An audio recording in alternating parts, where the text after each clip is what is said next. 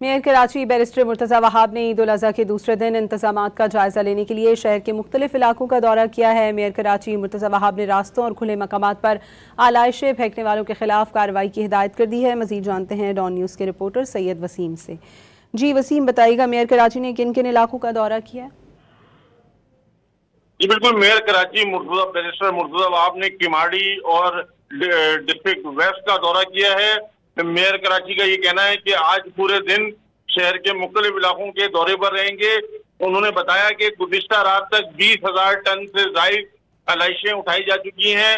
Mayor Karachi کا کہنا ہے کہ آج وہ شہر بھر کے دورے پر صفائی آپریشن کی نگرانی خود کریں گے۔ شکایتی سیل اور عوامی شکایات کے فوری ازالے کے لیے کمپلین سیل کی مسلسل نگرانی کی جا رہی ہے، یہ کہنا ہے میئر کراچی بیرسٹر مرتضی وہاب کا۔ انہوں نے عوام سے گزارش کی ہے کہ انتظامیہ کے ساتھ تعاون کریں اور صفائی ستھرائی کا خیال رکھتے ہوئے آلائشیں اور مویشیوں کی قربانی کے بعد جو باقیات ہیں ان کو سڑکوں پر نہ پھینکا جائے تاکہ شہر کی خوبصورتی متاثر نہ ہو۔ جی بہت شکریہ سید وسیم آپ کا۔